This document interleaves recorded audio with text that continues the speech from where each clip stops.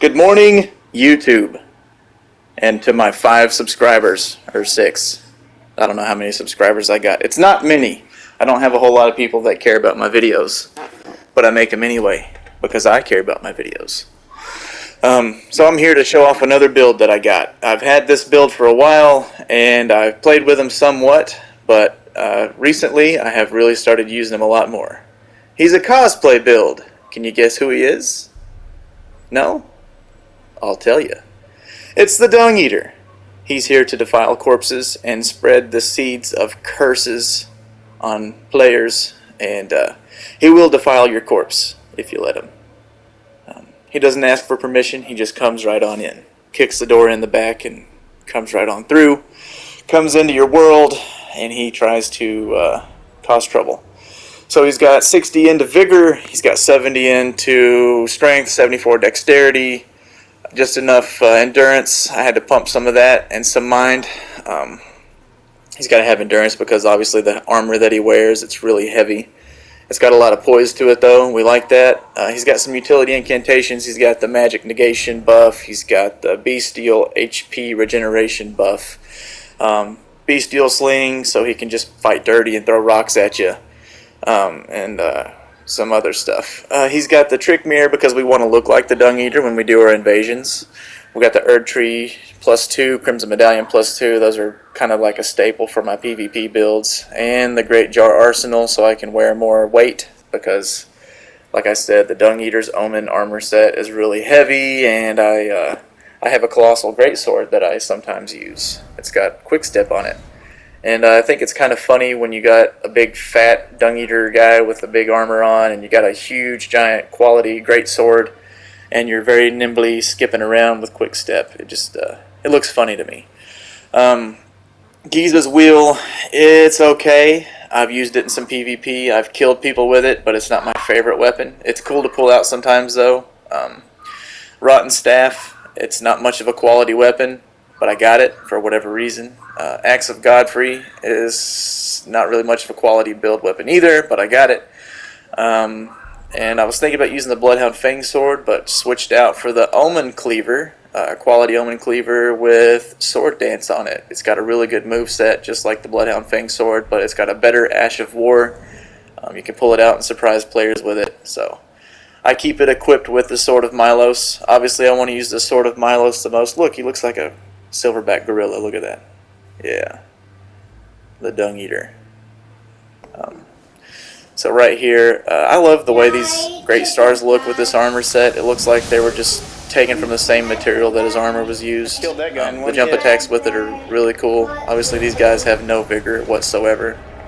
Like, I don't understand why players want to play at level 200 or 215 and not have any vigor. So that guy in one hit.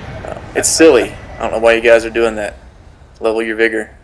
So remember that. But it's really interesting to see how much PvP or online activity is going on at level 200 and level 215. It's a lot. Like, you would think that level 125 and level 150, like those two meta levels, would be like your hot spots for all the, all the online stuff going on. But it's really not. Like, for me, I get a lot of action at level 215. If I didn't say this earlier, my Dung Eater build, cosplay guy, he's level 215, and I get a whole lot of stuff going on online speaking. These guys here were a gang squad. Obviously you can tell they're here for the purposes of luring in invaders. They're probably not that good at PvP, so if they want to win, if they want to get kills on players, what's better than strength in numbers? So obviously you can see they got a lot going on here. They're throwing ice everywhere, they're blowing fire at me, explosions, slamming hammers at me.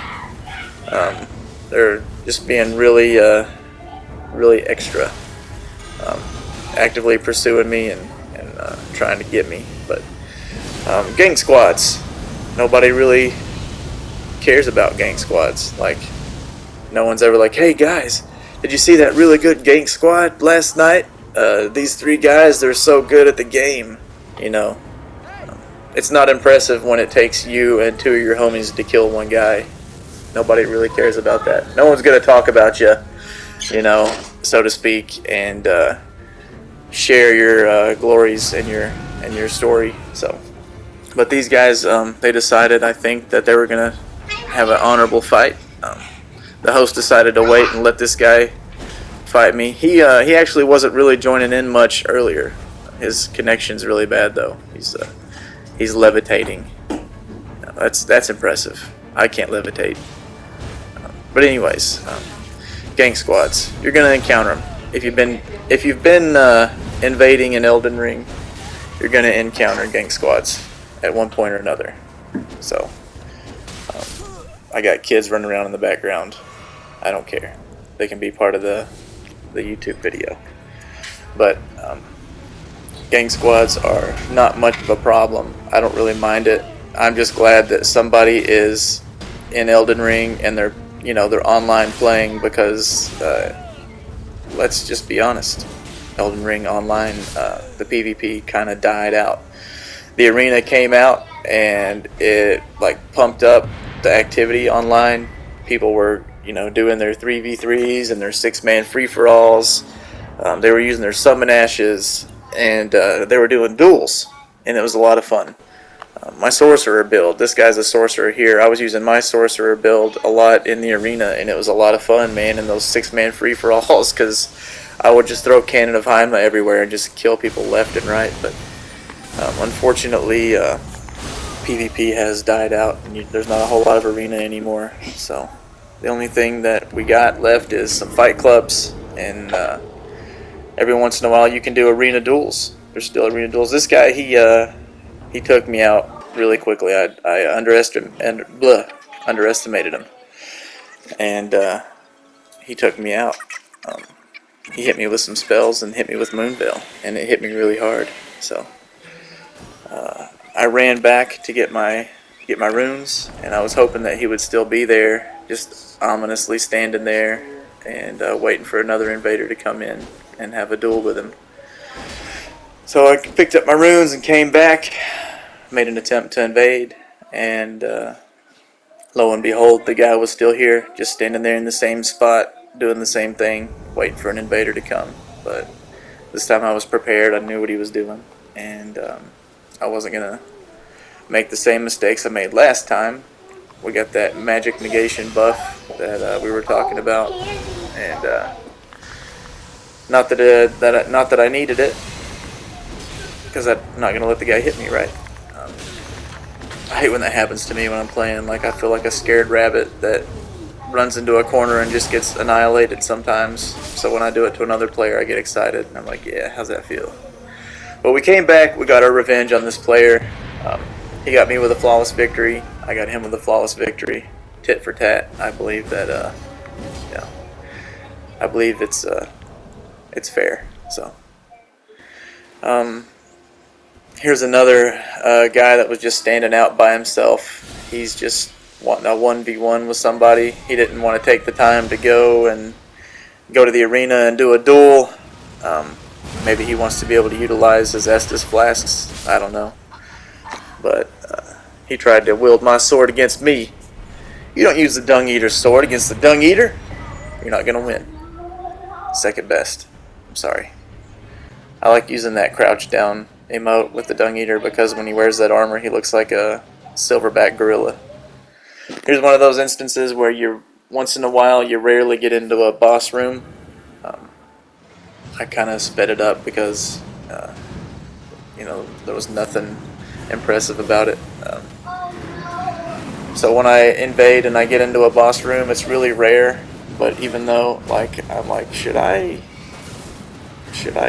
interrupt these guys? And because I feel like a jerk, I'm telling how many times they've attempted to kill this boss. I remember I was stuck on the fire giant on one of my builds, but we went in there and we interrupted it and we messed it up. So sorry. Sorry, not sorry. Here's another. I guess this was these guys. I don't remember if these guys were a gang squad or what they were doing. But they were here nonetheless. There's no tree sentinel. I think they were ramping up for a gank squad because they're still summoning guys in. And The tree sentinel's not there, so obviously they're not there to kill the tree sentinel together. They're here for online PvP purposes only. And we came in and we did what they wanted. We gave them blood. So there's, like I said, there's a whole lot of PvP going on at level 200 and 215. I don't know why that is, but this guy, he was dressed up like me. I don't know if he came in dressed up like me or if he put that on because I was wearing it or whatever, but we're going to go ahead and do him one better and put his weapon on. See who's best with the greatsword. I don't use it a lot. It's not my favorite weapon, but I do have it because it hits hard and it's got a cool move set. And it, you know, if you run around with a 15-foot long sword, and you hit somebody with it, it's going to do some damage. And when you use quick step with it, with this armor, I think it looks funny. It cracks me up.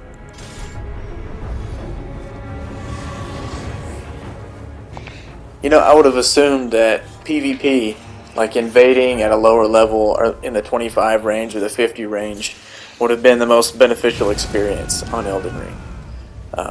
I spent substantial amounts of time running around collecting golden seeds on a level 25 guy and a level 50 guy, beating bosses in certain areas to have access to more areas, on a low level guy with low level weapons to try to stick to a certain level range, just to be able to get all the sacred tears and all the golden seeds that you need to get all the flasks and the strongest flasks, all the talismans and all the tiers for your flask of physic, and you know, collecting different odds and ends for a twink build, so to speak.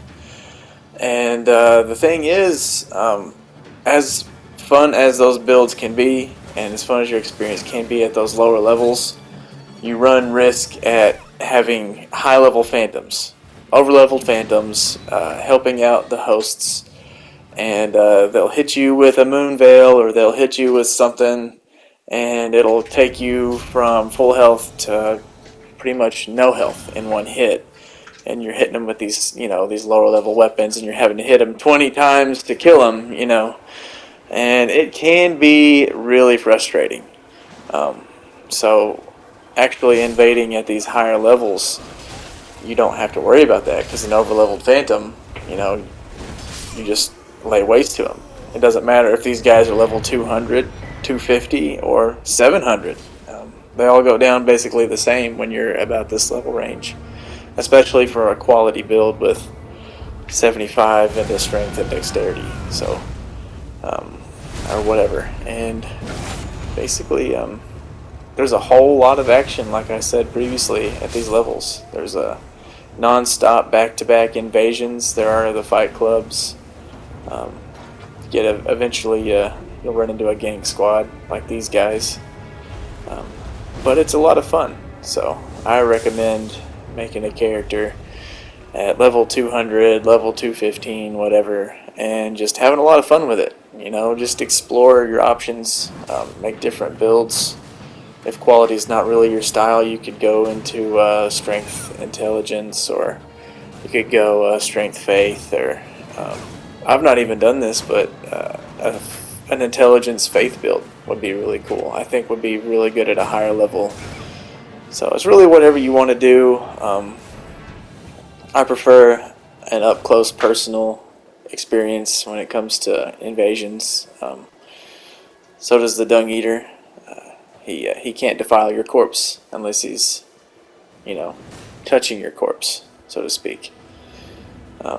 So that's what we're doing here. We're having these up-close and personal encounters with these guys, and just having a lot of fun with it. You know, we kind of wait around to see if there's another invader going to join in, and sometimes they do, sometimes they don't. But when they do, it you know, it kind of divides them a little bit. You can divide and conquer, take them out, because really, like I said before, they're really not that good on their own. This is a little trick right here that I've picked up on my own right there, is just put your weapon away, kick the big old shield, and get the riposte kill. I feel like I'm doing big things whenever I do that. It's really, really fun and satisfying. And always shake your sword at them when you got them. You can point down if you want to. I only do it on the Dung Eater because I feel like he's just a rotten bastard and he needs to do rotten bastardy things. So in this clip, I was hanging out with this player in a fight club. He was hosting, one of the old school fight clubs, and I watched him kill player after player using his big thick fingerprint shield and poking from behind it, thinking he's safe. And he did not expect my whole unequipped weapon, kick, re-equip weapon, parry, riposte, kill. It's one of my most slickest trademark moves, and you can just ask my fiance about how awesome I am when I do it. I just think it'd be awesome if you would help with the dishes a little bit. You know, get off your ass and contribute around the house. That'd be pretty cool. Yeah, as I was saying, and this is another clip where these guys had killed me last night a couple times. They're a gank squad, and they like to hide in the bushes and be real dicks. They're real assholes, and I was real salty when they kept killing me last night because, they're three guys fighting one player, and they think they're tough, and they think they're badasses. And You know what would be really badass, babe? what's that, honey? I mean, the grass is fucking tall. When was the last time you got off the couch and got on the lawnmower? So anyways, these guys, they just kept on pursuing me. They're trying to kill me, and I thought I was going to use my bloody finger and get away, but it didn't work. So they just kept on chasing me, and they're wanting to fight. And I'm just here to oblige them. I'm here to chew bubblegum and kick ass, and I'm all out of bubblegum. So that's what we're doing. We're just going to kick names and take asses, so to speak. You know who else is out of bubblegum? Our 6 children. You could go to the store and maybe do a little shopping for them. When was the last time you did that? Look, as you can tell, I finally got that guy and did a really cool roll out of the way before they could do anything, and it looked super epic. And they were kind of looking at me in awe. They were like, wow, did he really just kill one of our 3 guys right under our nose like that? Let's just keep on spamming the L2 button and we'll surely win. No, that doesn't work.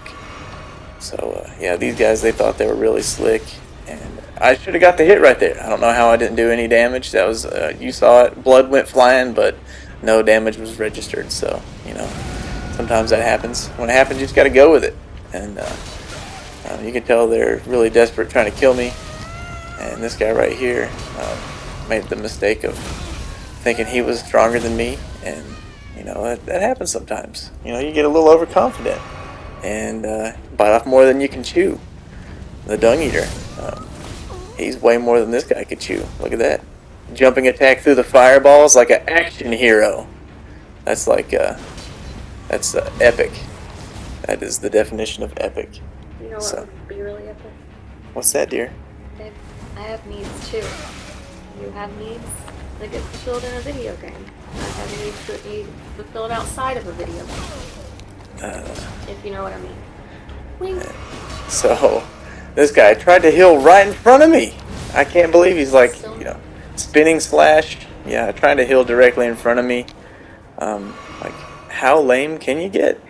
So, anyways, this poor guy, he's all by himself. He seemed like he actually did a lot better alone than he did with his buddies around him. But, unfortunately, he didn't live to tell the tale of the Dung Eater experience. So, oh, did he heal again? Damn it. He just keeps healing. That's alright. We're going to get him eventually. We always do. So, I was really excited and happy that I finally killed these guys because, like I said, they've been gank squadding this whole time and just being pure assholes. So, I made sure to get the last laugh and give them a little bags. They earned their bags tonight.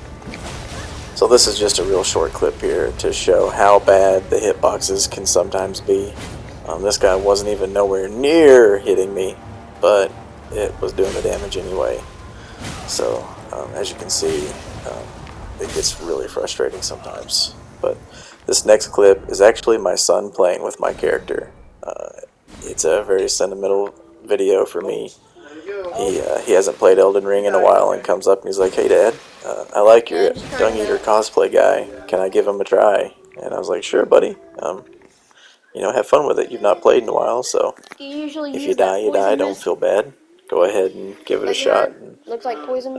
He jumps right in and starts playing with it. He hasn't even played Elden Ring in a while at this point, but it kind of got him fired back up, and we've been back on his level 80 guy and his level 125 guy, and we've been doing fight clubs and stuff together since then, but this kind of sparked it back up for him.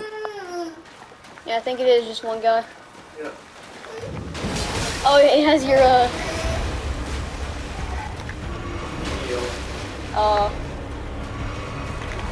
I healed up all the way. He's kind of tricky. You're doing good though.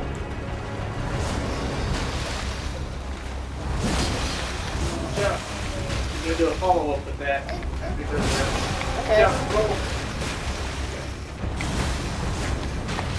Oh no! Oh, I should have dodged. Okay. Oh no, he has that.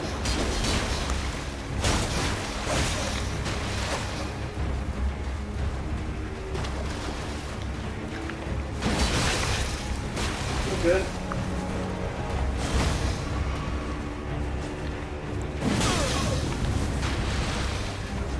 What's this do?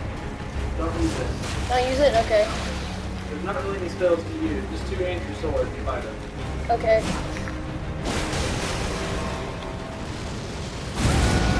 Oh, that's what that is. This guy has a lot of stuff. Okay.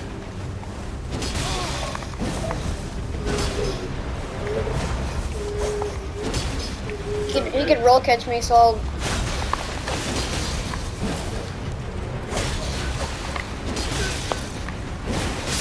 Oh, I roll caught him. I roll caught him. Dude, yeah, that was awesome. Good job, Gabe. I can roll catch with those swords. I hope you enjoyed my Dung Eater build, and my next video, I hope to capture some really cool Fight Club stuff, so stay tuned for more content, like and subscribe if you haven't.